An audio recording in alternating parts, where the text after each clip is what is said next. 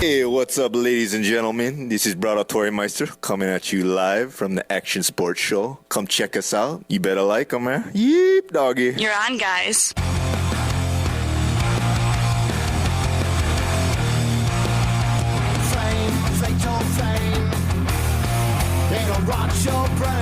Welcome back to the Action Sports Show, powered by Toyota Escondido Action Sports. We are live in the showroom. Hey, just to reset the show, you are listening to the Action Sports Show, your one-stop shop for anything and everything in the action sports world. Moto, skate, surf, snow, music, lifestyle. We have it all right here each week. I'm Jim Holtis, Dan McGranahan, Ricky Johnson, Amanda Woods. We are the host panel. And we are here live with you today. And Dan, we got our next great guest on the show. Who are we talking to here? The man. Well, let's give a big radio round of applause for the one, the only Cameron Steele. Ooh. Golf clap. It's not often we get to do the golf clap. Welcome, Cameron. Hi. Hi. How we doing? How have you been? What have you been up to? I've been doing nothing but sitting in my house getting fat. But multifaceted. I mean, Cameron Steele, originally a boogie board superstar. Superstar. Legend in my own mind, for sure. Okay. Off-road truck racer, trophy trucks, short course buggies, you name it. Also TV host, X Games host. You're like the Jamaicans on A Living Color. Save some work for the rest of us, man. Lives in the middle of the Action Sports Hub. Jack of all trades, master of none. No, it's been great. But on top of it, then you got the rip to the tip, which is, I think, very cool with the Desert Assassins and putting that all together. You do it on bikes and cars, but I know it just got started by just that's what you do. And you thought, well, let's take some civilians on a ride, but enlighten everybody on what you got going on down there. As far as the rides go, I mean, it's such a passion for us. I mean, it started off. I started hosting trips back in the 90s. I actually took a group of bodyboarders to Cabo San Lucas a couple years, started something called the Freak Fest. We had about 80 people surfing down there, riding waves. It's not surfing. Bodyboarding. Thank you. Laying down. I don't care what you call it. We'll talk about it later. But anyway, Oxnard, we got this covered. So anyway, so I have a passion for sharing, and I was taking people on a ride in Ocotillo, some of my boys, and they're like, man, we should do more. I'm like, I'll take you guys for a ride down the Baja Peninsula. And they're like, yeah, okay. And basically that was in February, and on Easter Sunday, which was in March that year, we went in 2006. And that was I think it was 2006, might have been 2005. That was the first time we ever did it. And just kind of a group of us marauding down the peninsula, down the race course. We didn't know a whole lot about, the single track, and there wasn't a lot of single track at that time. Right. And there's quite a bit more now from a lot of different people, but it just kind of evolved to a sharing experience. And, for me, to be honest, it's also an added value for our sponsors. One thing that I learned early on, I was a professional bodyboarder, as I said, and I also raced Supercross, which I realized I was really terrible at, but I always told Jeremy McGrath that you need people like me because you need to have lappers to see how good you are. But I realized that you can't win every event or every race. And the same is true for off-road racing. And so I knew that we were going to have to kind of do different things, So if people asked me to announce something or host something or have a personality, do something different than just ride the wave or just hit the jump or just race the car, I thought it was an opportunity to do something. And that's really spooled up to this sharing of Baja. I mean, we're hosting 400, 300 unique people a year through a certain amount of trips. Maybe it's 250, I don't know, 200. But it's really cool because every time we go, everybody's stoked. Right. And you're sharing a slice of really heaven with them. And all of you know that have been to Baja. It's just such a magical place. The people are so kind. And, we're branching out a little bit, too. We went to Iceland last year. This year, I haven't told anybody yet. Dan knows, but we're going to Costa Rica, hoping to go to Australia next year. But trucks and bikes, adventuring, racing cars, I mean, that's pretty much my full-time gig. And then fit in some TV work here and there. But what's funny is I go down there, and I mean, Cameron and I have been around each other, and all of a sudden I hear the Desert Assassins, and you think, okay, these guys are a bunch of pricks, like they're the Hells Angels of Mexico, blah, blah, blah. Well, no, you hear the name Desert Assassins, and it is an aggressive name. The polar opposite. Anytime anybody's in trouble, I had the unfortunate opportunity of coming across a very bad car accident, and it was someone that Cameron knew, and unfortunately he didn't survive it. But everything that Cameron did, and Cameron's friends, and Cameron's wife, and Cameron's dad, and everybody that goes along with it, if you need anything, you find somebody with a Desert Assassin sticker, and they know somebody that knows somebody. The bro code with the Desert Assassins is unbelievable. And you'd think they'd be a very shut, closed organization. Like, that's not it. But as he says, I'm not trying to blow too much smoke up your behind, but so impressed with how you do share a slice of your favorite part of your life with the world. Except when I watch the TV show, you don't give me the routes so I can do it myself. That's the one piece of selfishness that he does do. And it's also great because it doesn't show the world where to go down there. Well, I think that there's a little bit of responsibility too, as far as us showing some of that single check, because there's a lot of people that want to go that aren't ready to go. Yep. And I think that, we're pretty open about what the trails are and kind of where the areas are. And I think if you really wanted to, there's people that sell the plots. Right. But for me, I find responsibility in not letting people go somewhere that they aren't prepared to go. They don't have sat phones, they don't have spot trackers, they don't have a plan. Right. And so if you don't have a plan and you get out in some of these places and, it's Baja, it can be February and it can still be 90 degrees and you're down in that canyon huffing and puffing through the rocks, and, anything can happen. So I have a lot of respect for Baja, and I also, have a lot of respect for the fact that people don't always think through what they're doing. And I'm not saying I'm perfect, and I'm not saying we don't make mistakes. And I'm not saying we don't take risks, but we try to mitigate and calculate around what we're doing. We have a huge support group that goes on these trips. And, there's a lot of people that want to just wing it. I totally respect that too. Right. Everybody's got their own style, but I'm not going to point someone in the direction of some of these trails, especially some of the stuff that Jimmy Sones has been making more recently with us. There's some real remote stuff out there, places I've never been, right. That we've been riding through that are just, we were there. We were making trails in January this last year, and it was 100 degrees right. in some of these canyons, and we're just like, wow, are we really going to bring the Hellride group through here? Right. And we were blessed when we came back. It was only 90 degrees, but but we had some absurd heat early in the year that really caught us off guard. And that's just stuff you got to think about when you're going down there. Don't you even make some of these guys turn off their GPSs so they don't have their own track of it sometimes? Back when we first started doing the Baja Beach Bash, we asked people, hey, turn off your GPS or your spot tracker. Because, I think that I wasn't really that concerned, to be honest with you, but there are some sensitive areas, for many reasons that you shouldn't just be riding through. We are fortunate enough to talk to some people, get permissions from landowners. Scotty Bloom from the Baja Rally has actually taken the Baja Beach Bash on private property that nobody has ever ridden before or since. And those kind of things we ask for respect, but we don't do that anymore. If someone wants to GPS it, I think it's fine. The bottom line is most of those people no one's going back down there by themselves. There's very few. Right. There's the ones that are going by themselves could do it anyways. Yeah. So a very few people are going to go back and ride some of that stuff. And yeah, I think some people go back and ride some of the more general trails, but they don't go out into the remote stuff. Even Beach Bash, which is centrally located. Let's talk about Beach Bash because it just finished. It was a record-breaking year. The Desert Assassins, Cameron Steele and his cohort Johnny Campbell, put their heads together for what is one of the funnest things you can do all year long. This Beach Bash, a 3-day ride with a lot of fun infused. So if you go on the ride that they call Hell Ride, well, you better be a bad dude and you better really love punishment. That's not what Beach Bash The title is. pretty much says it all. The title says it all. Beach Bash. It's not quite as vicious as it sounds, but it is a good marketing name, I think personally. Beach Bash is like, do you love riding wheelies on the beach? Do you love eating fish tacos? This Clam is the bake. place for you right here.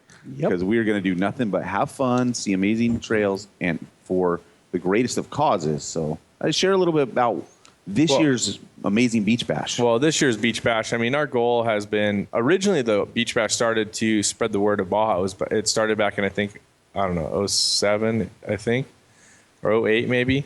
And Baja didn't have any tourism. No one was going, tons of negative press. And actually at the time we were working with Tim Morton And we were like, well, let's spur some excitement to get people down here. You know, maybe they'll come back on your trips or whatever.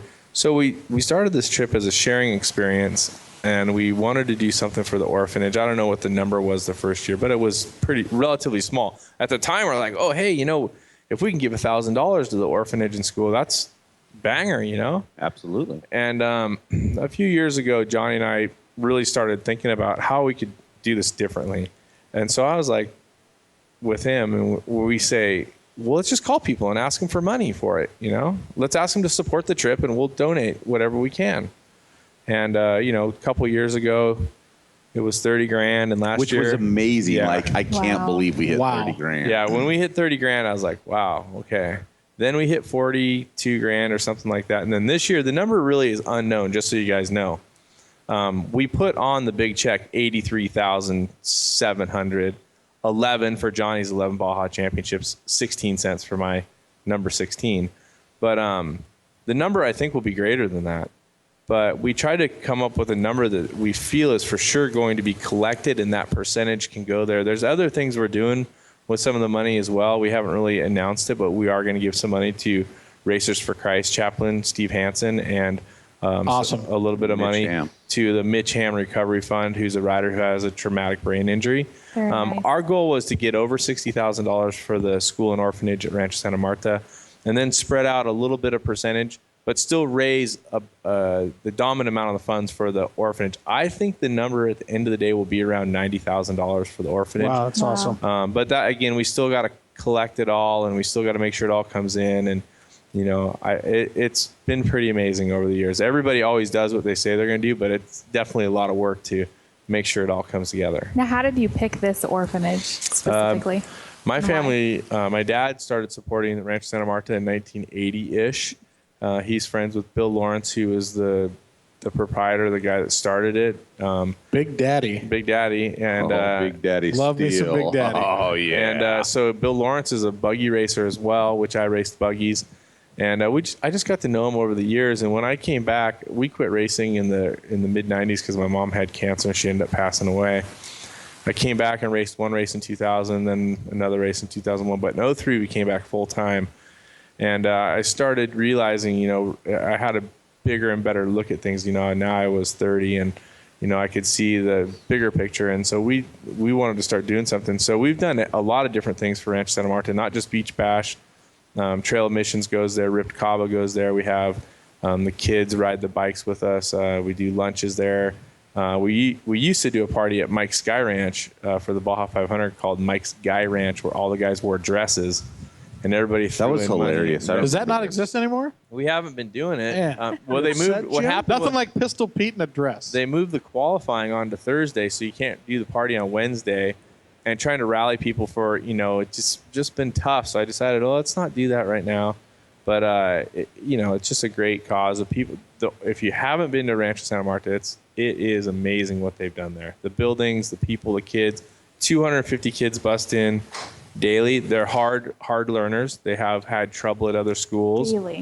Daily. And so you raise funds. You can buy buses. I mean, there's so many things that can be done. But then they have about 50 kids that live there full time that don't have parents. And they're actually educating these kids and they're bringing in a dentistry deal, teach them how to do all sorts of different. No lie, this year we were down there and we were getting permissions from some of the delegation of property owners. And we met a race car driver from down there. His name's Rick. And as a kid, he lost his parents. He actually, in the 90s, went to Rancho Santa Marta and lived there. And he was adopted by some people who live in Northern California. And he came here, he learned a trade, became a successful businessman. He moved back to San Vicente, where the orphanage is. And he is giving back to the city, built a main downtown street lights. He's an off-road racer down there. He does a lot of give back stuff. And, you know, it's a pretty amazing story to hear how this place has really transformed lives. And so it was a great testimony to hear his story. That's incredible. Yeah, it really make it was. all worth it. Would you say that that's your biggest accomplishment in Baja?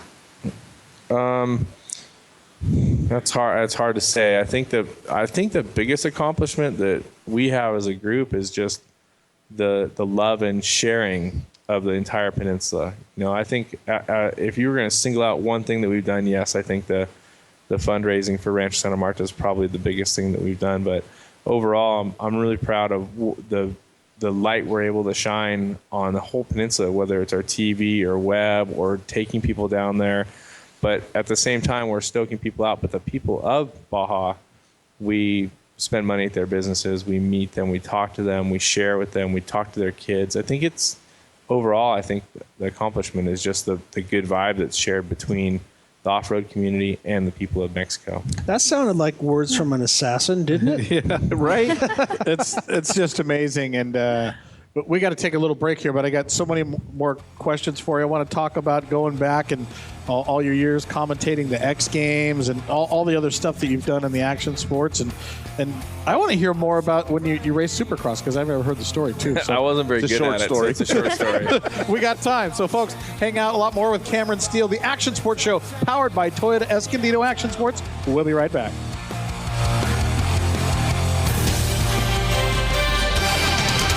One name you should know, the best place you can go, Toyota of Escondido. It's official.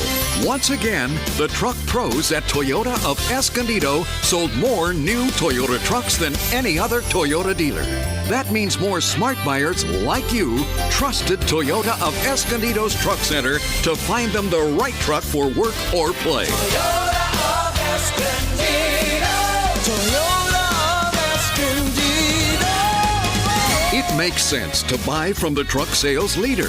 Let Toyota of Escondido customize your new truck to fit your active lifestyle. Choose from lift kits, custom tires and wheels, and much more. Come experience a whole new way to buy your next truck.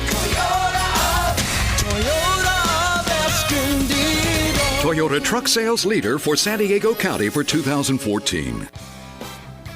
You're listening to Guy Talk, broadcasting live from the Sport Clips Haircuts locker room. Caller, you're on the air. Hey, boxers or briefs? Speaking briefly, boxers. Unless you're a boxer, then I'd go briefs. Next caller. I want to find my nearest Sport Clips, but I don't want to ask for directions. It's not technically asking for directions if you use sportclips.com to find your nearest Sport Clips location, and no one will ever know. Let's take a break for a word from our sponsor, Sport Clips, where guys go to get an awesome haircut while watching sports on TV. Throw in our relaxing massaging shampoo and our legendary hot steam towel, and you've got our MVP haircut experience. Your head will be as majestic as a freshly mowed Major League outfield. Try it today. Last caller, you're on the air with Guy Talk. So how cool is getting a haircut at Sport Clips? Oh, it's like stepping up to the plate and slam dunking a touchdown. That's all the time we have today. This has been Guy Talk, brought to you by Sport Clips, where it's good to be a guy. Hey, this is Dean Wilson, and you're listening to the Action Sports Show. You're on, guys.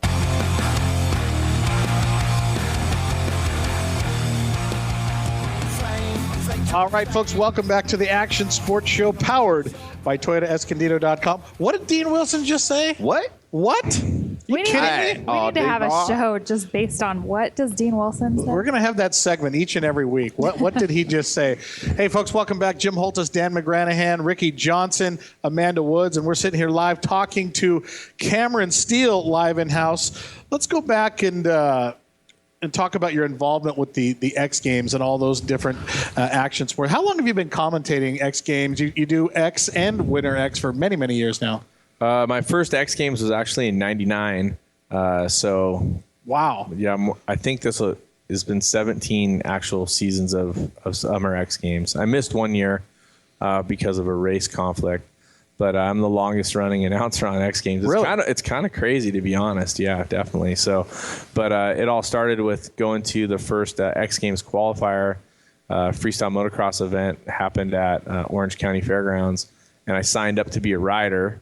And there was something like 40 guys signed up. It was the first time we were ever going to have to hit metal ramps. Now, some of the guys had hit the metal ramps at the Warp Tour previously. And so I had no base for this. I mean, most of the stuff we jumped, we shifted into third gear, kind of cruising, low rev, and just kind of launched these jumps out in the desert. And the promoter, Paul Tablieb, at the time, and Austin Hurst. Actually, they were partners in it, and they were looking for sponsors. And MCD, who I was running all the marketing for at the time, a surf brand, Morecore division. Yeah, Morecore division of Gotcha. They came to us. We sponsored the event, so I was going to ride. And like the day before, we were going to have practice on Thursday evening, I think it was. And they had been asking for an announcer. And I guess a few people mentioned that I run my mouth pretty good. Had you done any announcing at this point? I had done some surf announcing, like at the U.S. tour, but just kind of for fun, and no one really knew that. And so they offered me the job on Thursday. I had my bike in the back of my truck. And they're all, you want to be the announcer? And I was like, what does that pay? Like, it pays better than 10th place. And I was like, okay, I'll do it. Really confident in his abilities to win that event. Yeah. Yeah, And I don't have to hit the metal ramp. I was going to say that. I was the part of the metal ramp wasn't the scariest part. The part was the run-in was like 35 feet. You know, it was really tight. And at the time, we'd never really seen people like come out of a turn, first gear, second gear, hit the ramp. Like everybody was like low rev, third gear and everything. Yeah. And I ended up spending a lot of time hitting ramps, but I did hit them in third gear over the years, you know, which was kind of weird. And basically I got to that show. It was a Friday, Saturday show. I got there at like 5 o'clock, show was at 7. And I kind of expected like, hey, a walk through, here's some information, whatever, you know, and like people were scrambling. They're still building jumps. They were trying to figure out what happened in qualifying or whatever. And basically just like 5 or 10 minutes before the show was about to go, this guy kind of comes walking by me. He's like, hey, are you the announcer? I'm like, yeah. He's all, here's the mic. Here you go. I mean, you had to format and run the show. People don't understand how much announcers end up doing. Oh my Sometimes they're literally like formatting the show. Even as with it a goes. format. Yeah, I mean, you especially back then. Over the years of freestyle motocross, I saw a lot. Now, the guys at LXD, Tab, even those guys, pretty well put together. But, sure. And I didn't take every job that was offered to me, but I took a lot of jobs that were, you know, there was times where I was the guy making sure the jumps were safe. I was the guy making sure the jumps were taped off. I've been to events where they told the riders the wrong distances. I've been at events where I said, hey, stop. We got to cover this container better with dirt or someone's going to get hurt. One that I really remember was up in Washington State. Seth was doing a big jump, and I had talked them into covering the side of this container a little bit more. He ended up decking it right on that spot, and I was like, oh my God. I hate freestyle motocross. I hate dirt bike jumping.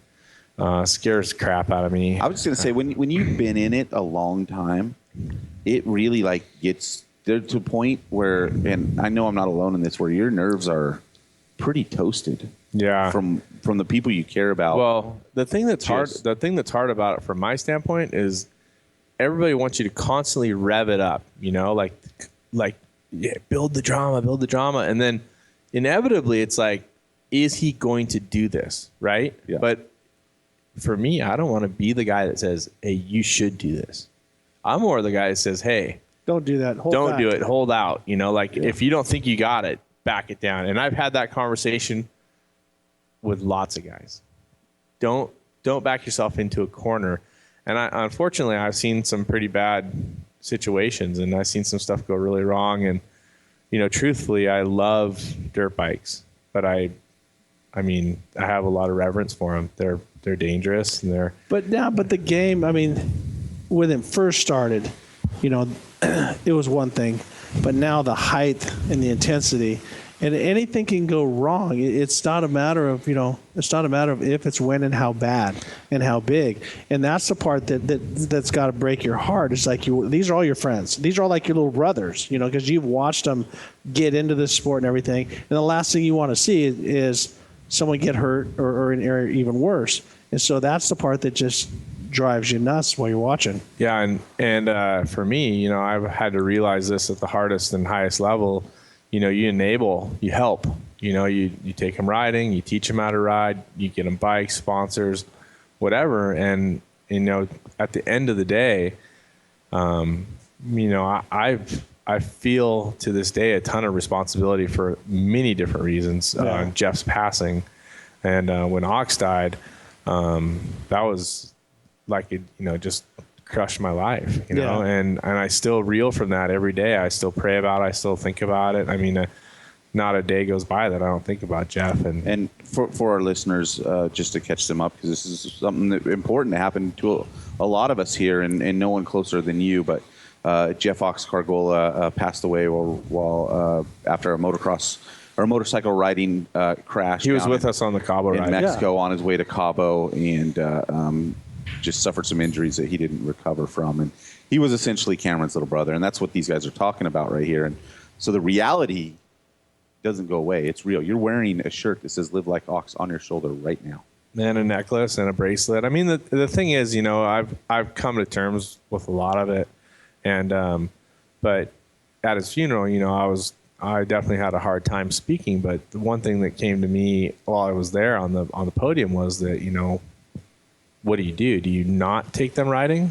Do you not encourage them? I mean, my dad encouraged me, and I love him for it. I mean, look at what Ricky's done on a dirt bike and all. I mean, dirt bikes are awesome, but they're freaking dangerous. Yeah. And that's part of what makes them so awesome, right? Yep. I mean, but it's really tough. And getting back to what we were talking about, being the announcer, you get to know these guys so well, and their shortcomings, their quirks, when they're uncomfortable, and that was some of the stuff that was really hard for me as an announcer, is to be around and know that someone like, whether it was guys that were, one that really comes to mind is when Deegan was thinking about doing the 360 on the ice at X Games. Yeah, I really thought that was a bad idea, and I really didn't think that was the right setting or time to do it. But he felt like it was, and we didn't talk directly right before, but I knew I had a really bad feeling about it. And same thing with Kerry Hart when he was trying the backflip originally. I just had a bad feeling about it. That night in Philadelphia when he crashed, I mean, I think that he and everybody else knew that there was probably more risk. He was more likely to crash than not crash. And it just, that kind of stuff just makes you bonkers. Like, I wasn't even nervous when Travis Pastrana did the double backflip. Well, I was going to say, let's flip it, because there are two sides to that. You've also seen some of the most magical moments of, capability on a dirt bike anywhere. When we're talking the double backflip, we're talking Metzger's back-to-back flip, right? Yeah. Metzger's backflip over Caesar's Palace Fountain. I mean, just shocking. And nobody gets a better seat than the announcer. No, oh, for sure. And no one gets better access. I mean, it's amazing. You get to see, and Ricky obviously has worked at the highest level in motorsports television as well. I mean, maybe I haven't worked the highest level, but you get access. You get to see, you get to be there with the building, the creation, the behind the scenes. You get to see the athlete. You get to see what the companies put into it, the builders. And so it really is magical, but there's a lot of nerves, I mean, even we're talking about, no more nervous night. I don't know how the years correlate, but it hadn't been that long since Jeff had passed away. And then we're in San Diego, and Robbie's going to jump over the water in the fog with the wet ramp. And I'm just like, Trigger comes up to me like, that was a freaky situation. 10 minutes before we go on the air, Trigger's all, I got a bad feeling about this. Tell him not to do it. I'm like, Trigger has a bad great Trigger. Thanks for that. Dumping that on me. And I mean, I was like, and that, you have these moments where you have a hard show or whatever. I was like deer in the headlights that whole show, man. I couldn't tell you what I said, and I couldn't tell you if it was a viable conversation or not. I mean, I got through it, but it was one of those times where I really should have pulled my own ticket and said, hey, let's call Ricky Johnson to do this. Let's call somebody else, because I wasn't at that moment. I thought you meant to jump. I was like, what are you thinking, man? I'm not going to jump. No, I mean, I just felt like I wasn't the right announcer at the time for that, but I was there, and I was trying to get through what I was working on. But man, there's been some stuff that's been awesome and some stuff that's been scary. But that night in San Diego, I was there on the landing side over there with Ronnie Renner, and I looked, like I would keep staring through the fog at the takeoff jump, and it was so far. It was like, I'm like, is that really the jump, or is that a ship that's in the barge? When I got there, I was like they explained it to me. I saw the diagrams. I hadn't been on site. I got there, and I was like, this is the run-in? I mean, I was like, well, wow. What about like it was so gnarly, but they knew they could do it. That's the thing. that really makes you crazy and stoked for the athletes is like to look at Levi and Robbie. They never doubted it for a second. Yeah, they weren't even nervous. No. And they just come launching because Robbie takes off on the motorcycle. What we're talking about, folks, is Levi Lavalle and Robbie Madison jump over the San Diego Bay, and it was so foggy that night. They couldn't. No, it was after No Limits. Jeff passed it. Yeah, Red Bull's New Year No Limit. 2011. And it was 2011 going into 2012, if I'm not mistaken. It was New Year's Eve, right? Yeah, it was New Year's Eve at midnight. They hit this jump Side by side. Well, side by side, but the snowmobile accelerates so much harder. So because Robbie takes off on the bike, and here comes Levi catching him. And when they took off, I didn't see them until they were probably a third of the way. Because, like I said, I was standing over next to the landing ramp.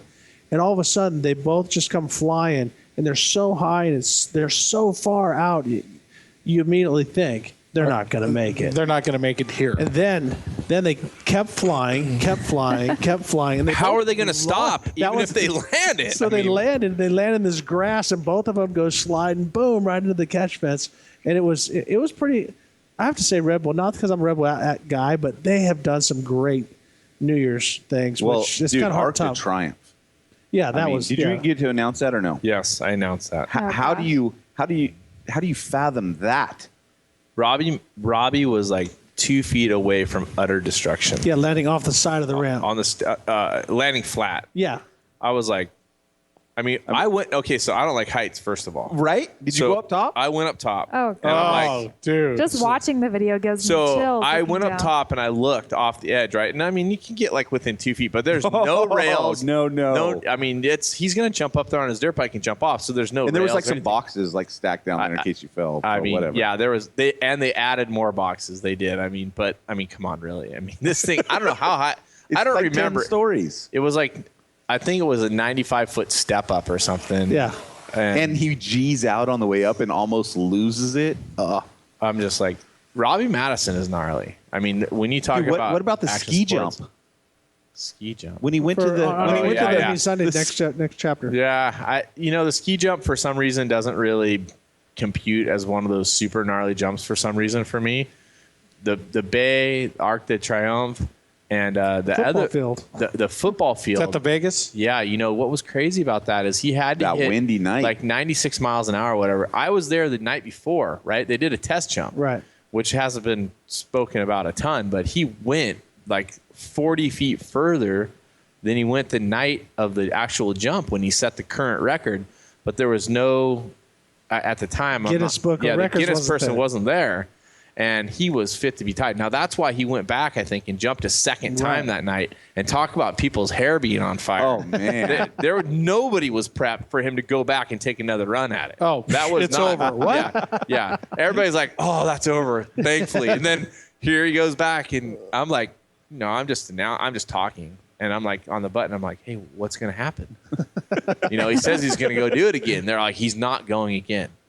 I'm like, yes, I'm like, he is. I'm like, okay. I'm like, we're having. He has a different opinion. So for people that don't know television, we got producers in our ears, directors. We're listening to what's happening and we're commentating, and I'm hearing all this different stuff. And I'm like, so as the announcer, you have to filter what you're going to say because someone in charge just told us he's not going again. So that's a very definitive statement. So if you say to the world, I know the guy on the bike is going. He's going unless somehow they pull him off the motorcycle.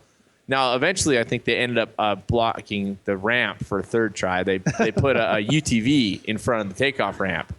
But Robbie was fit to be tied because the day before I don't remember the exact numbers. It was like he ended up going 347 for the record, but the day before he went like 390 something. So he thought 400 was attainable. He thought it was a done deal. He thought he was going to get it for sure, which was the number that he really wanted. No one wanted to say that. Everybody just wanted him to break. If at the time, if I'm not mistaken, it was still Trigger's record at 277.5. Yeah. He didn't just want to break it; he wanted to destroy it. He obliterated it. Yeah. I don't know. What was the determining factor? Was it weather? Was it wind? He ended up having a headwind, and I think it was a little bit more moist out that night. They actually went. The bike control he showed in the air during that headwind that night was one of the Unbelievable. most amazing acts of sport you'll ever Well, see. you talk about, Ricky was saying something earlier about racers become one with their equipment. And Robbie is definitely one of those guys. He doesn't have to think about what his bike's going to do or how he maneuvers it. Robbie and that bike are, when he's riding, they are one person. Yeah. Or one unit. Yeah. Well, hey, we got to take our final little break there. Man, we could just keep on going forever, but then it's clear on sailing to the rest of the show with Cameron Steele. Folks, the Action Sports Show powered by Toyota Escondido. We'll be right back.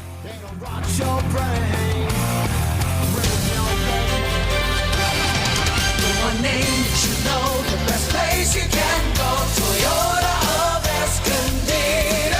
For over 35 years, your friends at Toyota of Escondido have worked hard to take the hassle out of buying or leasing a new Toyota.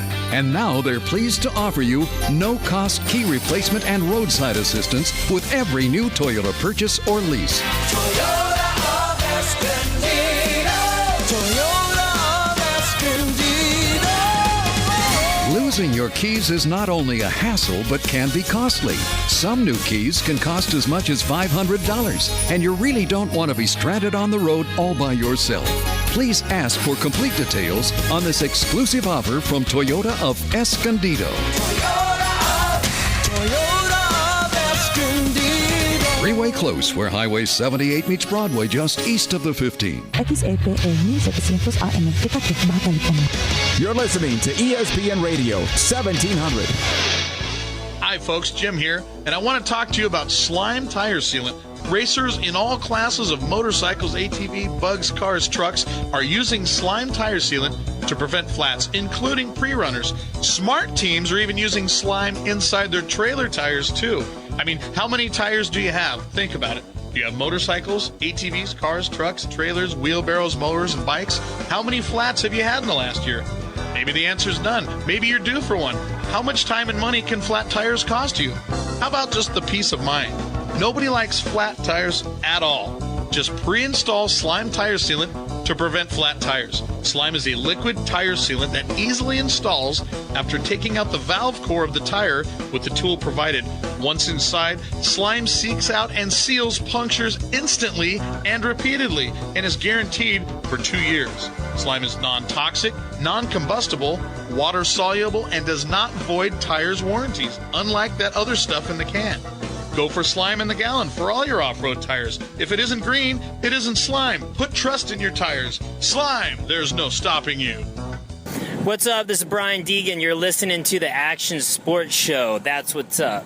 You're on, guys.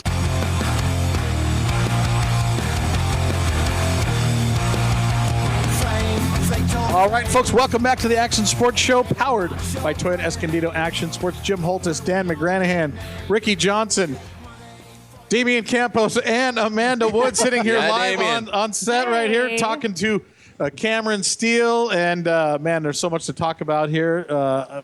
All the great things that Cameron's done over the years. One of them being getting my boyfriend, Travis Clark, his first job at WMG. Yeah. Oh, there's a little fact. He owes you some sponsorship. He does. Yeah, he doesn't. You think he can afford air conditioning in his house? He was an intern. You got him his internship at WMG right out of law school. Well, that was a number of years ago now, huh? Now he must. Does he help you out with all your deals? No. What? He doesn't help me out at all. Travis. He helps Bryce and BJ. He doesn't help me out.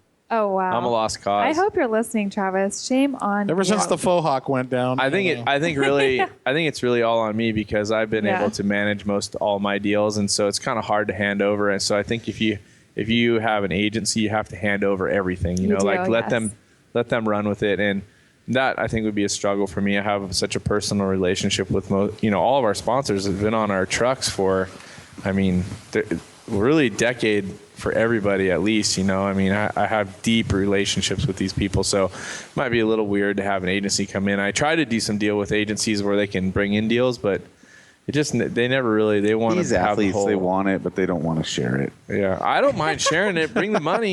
10%. Bring the money. I'll pay 20% for any deal. $1,000,000. You bring $1 million, I pay you 20%. Done. All day. There you go. Well, I think that's fair. Right. Yeah, so if you have $1 million burning a hole in your pocket, you want to keep 200,000 of it. Call Cameron Steele. Yeah, and you do the marketing. No, call Jim and I'll hook you up with Cameron Steele. But I have a lot of respect for my bottom feeding agent friend. I love Travis. We don't agree on a lot of topics, but we work together on some different projects. And of course, you know, we're really great friends. So that's awesome that you guys are hanging out, and I'm super proud of where he's come, where he's ended up, you know? Yeah. Me too. Nice save. Me too. Nice save. Bottom feeding to proud of him. Cheese bag. Anyways. Well, I mean, he's an agent, so I mean, just.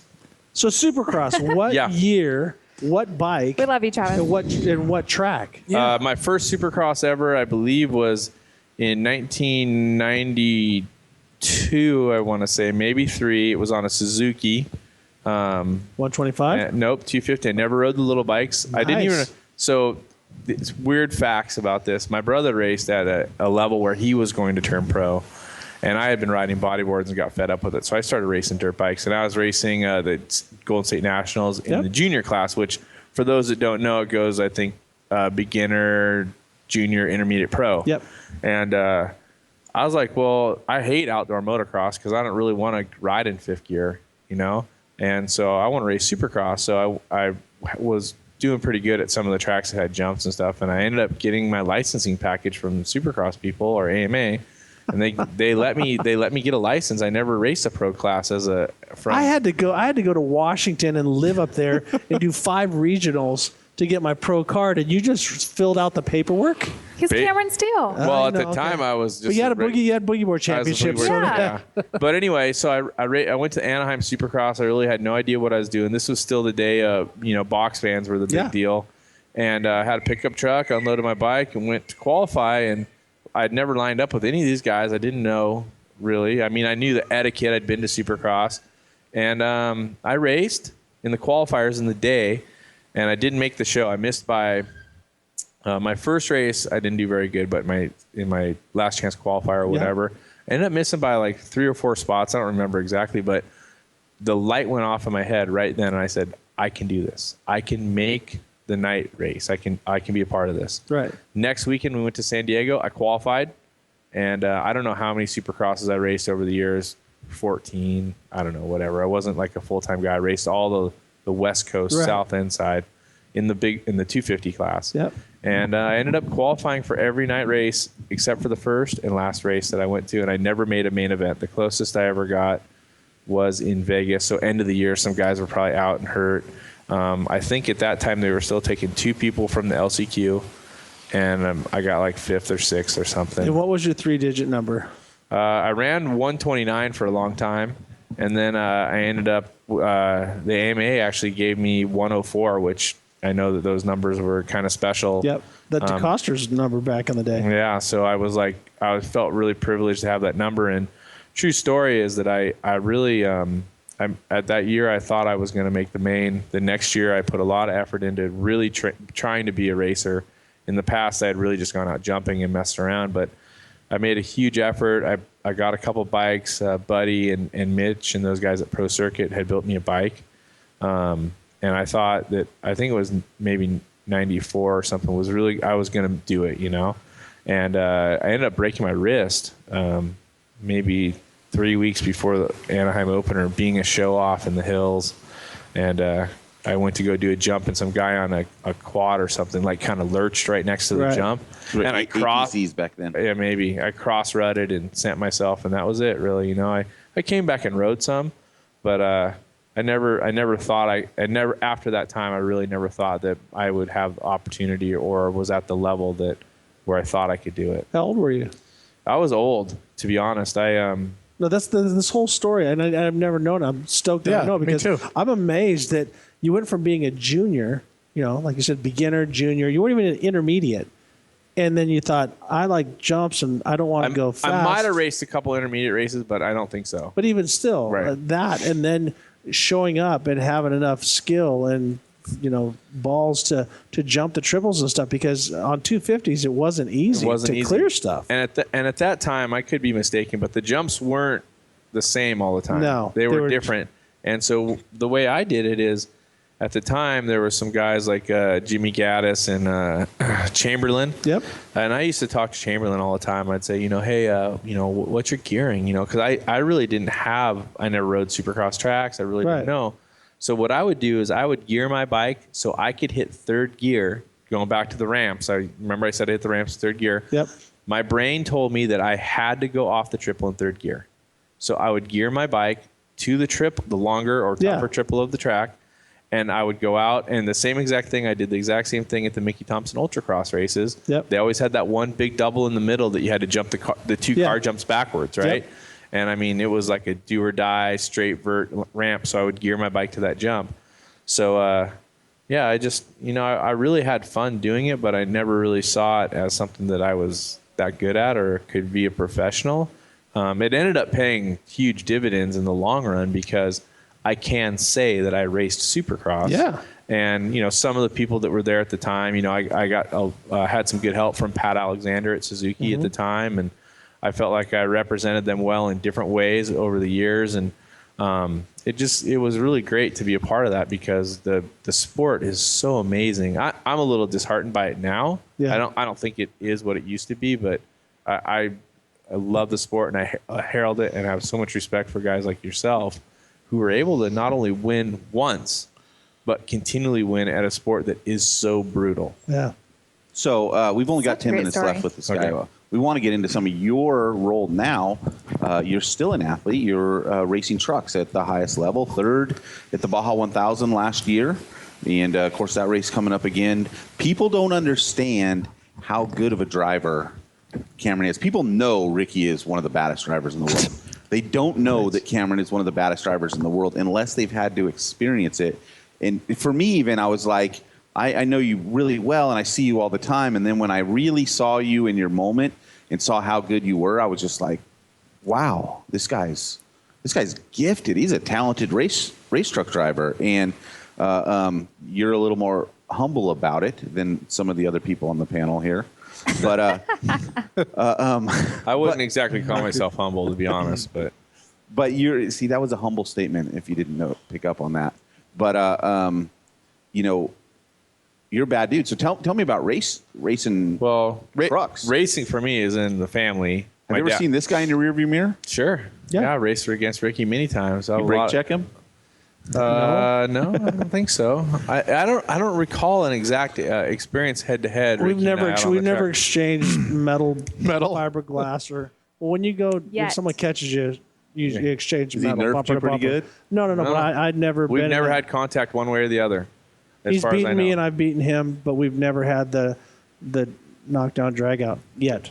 But really, my story of off-road racing. Ricky's open. He's open. He's ready. It'll come. Race. I started going in 71 with my dad. I rode in my first race car in 82, drove my first race car in 85.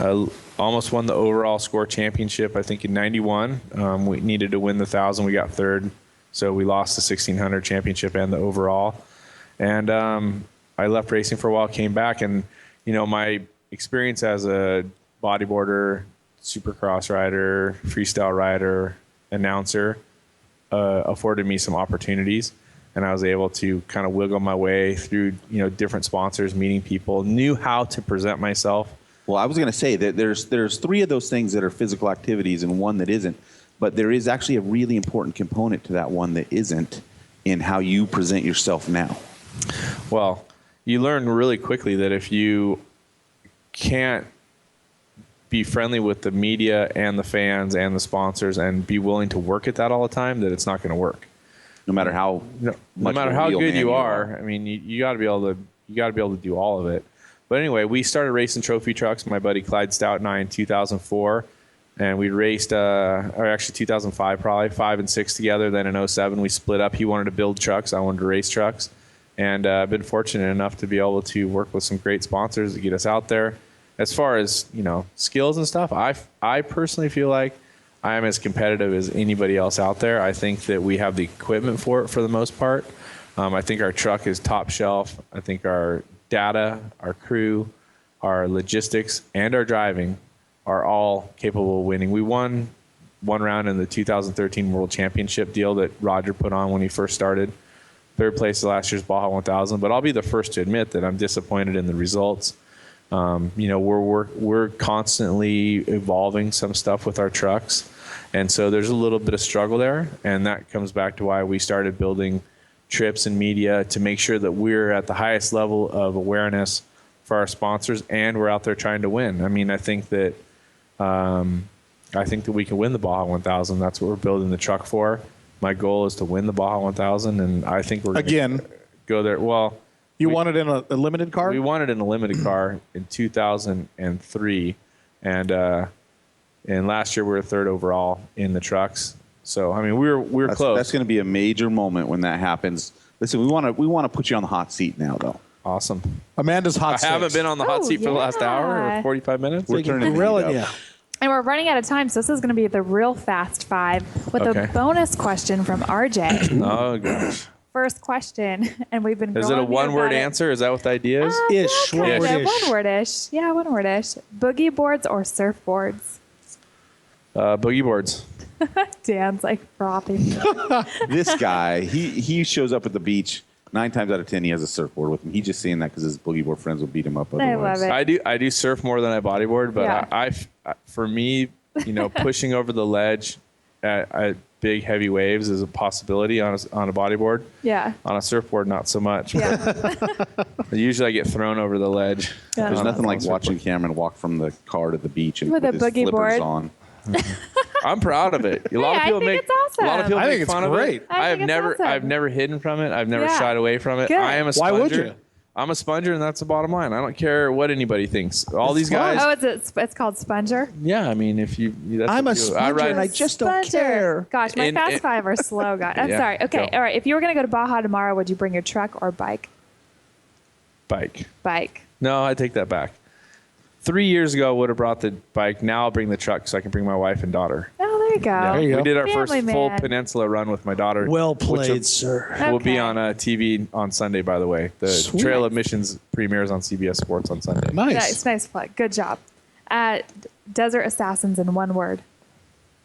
Family. Family. I knew he was going to say that. Name the 5 most important things to you. 5 most important things you need when going to Baja. Oh, okay, so 5 most important things. You need when going to Baja. Cash, Okay. Quick. passport, Okay. sat phone, Yep. GPS, hmm fire. Fire. One driver to team up with for the 1,000. Who's it going to be? Jesse You pick Jones. Anyone. Jesse Jones. And passing it over to RJ. If you had a choice between winning the championship in Best in the Desert and Score, but you don't get to win one race all year long, or you get to win the Mint 400 and the Baja 1000 all in 1 year, what are you going to take? Baja Championships? 1000. Or, I'm not asking you. You get to win the 2 biggest races in the series or the championships with no victories. I would go with the Baja 1000 Mint 400 win for sure. The championships to me mean really nothing. I mean, I think that it's cool that people race for championships, but right now, winning those 2 big races are the. If you only race 2 races and you won those 2 races, you could sustain your entire program. What about Mint 400 or Baja 1000? Baja 1000 by 1,000 miles, baby. Mint 400 is great. The Martelli brothers have done a great job. It will never be the Baja 1000. Best race in America, Nothing though. will. Nothing will ever beat the Baja 1000. Best race in America, yes, I agree. Where can people find you on your social media? At PAB16 and at Desert Assassins. PAB16. And is that where they can go to learn more about your rides? And If you want to learn about the rides, really, I think Facebook's the way to go with our Desert Assassins Facebook. It has information. You can message us there. Our website is antiquated and useless right now. We're just in the middle of arguing about what it's going to look like. So I think realistically that's not going to happen until October or so. But it is Rip to Cabo. If you There is there's desertassassins.com, riptocabo.com, bajabeachbash.com. They're all separate pages, which is stupid. They should all be on one landing page, which Dan McGranahan has clearly slapped me around about. yeah. Well, hey, we're out of time. Big thanks to you, Cameron Steele, Thank for you, coming on guys. the show. Cooper Webb, all you folks for listening. Don't forget to check us out every Tuesday, 6:30 to 8:30 p.m. You can go to theactionsportshow.com or toyotaescondido.com for more information. Follow us on our social media at TE Action Sports. Download the podcast from iTunes for free. You can just download it right to your smartphone. From all of us here at the Action Sports Show, hope you have a great week. We'll see you right here next Tuesday, 6:30 p.m. on the Action Sports Show. Have a great one. Crap.